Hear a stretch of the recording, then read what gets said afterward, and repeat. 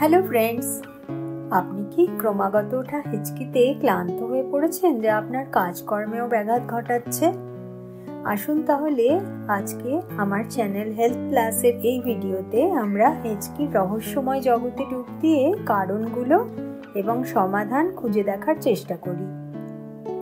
আমাদের শরীরের ফুসফুসের ঠিক নিচে পেশি দিয়ে তৈরি একটি প্লেট থাকে যাকে বলা হয় ডায়াফ্রাম। এটি আমাদের অক্সিজেন গ্রহণ এবং কার্বন ডাইঅক্সাইড মুক্ত করতে সাহায্য করে। যখনই ওই ডায়াফ্রাম সংকুচিত হয়, বাতাস আমাদের ফুসফুসে প্রবেশ করে এবং যখন এটি শিথিল হয়, ফুসফুস থেকে বাতাস আমাদের মুখ দিয়ে বাইরে বেরিয়ে যায়।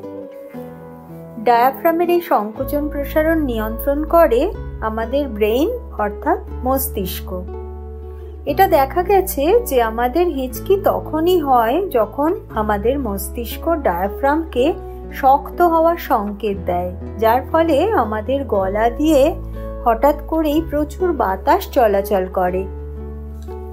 এবার শরীর সেই বাতাস শরীরের ভেতরে নেওয়ার চেষ্টা করে, কিন্তু এত বেশি বাতাস একসাথে থাকার ফলে গলায় অবস্থিত ভোকাল কর্ডস হঠাৎ করে বন্ধ হয়ে যায়, আর এর ফলেই হিক এরকম আওয়াজ বেরোয়, যেটাকে আমরা বলি হেঁচকি। অতএব হেঁচকি হলে শরীরের ভিতরে কি হয় সেটা জানা গেলেও এখনো পর্যন্ত বিশেষজ্ঞরা এটা বের করে উঠতে পারেননি যে আমাদের হেঁচকি কেন হয়। তাহলে বোঝা গেল তো যে হেঁচকি ব্যাপারটা এখনো একটা রহস্য। আমাদের শরীরের ডায়াফ্রামের নিচেই থাকে স্টমাক বা পাকস্থলী। এটা কোনো কারণে স্ট্রেচ হলে আমাদের হেঁচকি শুরু হয়। অনেক সময় দেখা যায় যে তাড়াহুড়ো করে খাবার খেলে বা জল খেলে অথবা খুব বেশি হাসি বা কান্নার ফলেও হেঁচকি শুরু হয়ে যায়।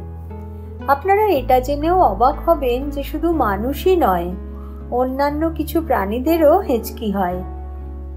এমনকি মাতৃগর্ভে থাকা শিশুরও হেঁচকি হয়। বিজ্ঞানীরা নানা পরীক্ষা নিরীক্ষা এই বিষয়ে অনবরত করে চলেছেন। কোনো বিজ্ঞানীর মতে হতে পারে এটা এভলিউশন অর্থাৎ বিবর্তনের ফল। এর মানে হলো মানব ইতিহাসের শুরুর দিকে মানুষের হয়তো হেঁচকি তোলা কোনো শারীরিক কাজে প্রয়োজন হতো, কিন্তু এখন আর এর কোনোই প্রয়োজনীয়তা নেই।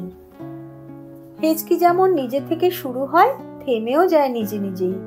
তবে যদি অনেকক্ষণ ধরে হেঁচকি উঠতে থাকে তখন তা থামানোর জন্য আমরা বিভিন্ন উপায় অবলম্বন করি, যেমন ঢকঢক করে অনেকটা জল খেয়ে নেওয়া, কিছু সময় ধরে শ্বাস না নেওয়া, কোনো একটা কাজে মন লাগানো ইত্যাদি।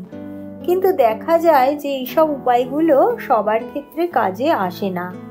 যেমন আমার নিজের ক্ষেত্রে কিন্তু জল খেলেও হেঁচকি কমে না।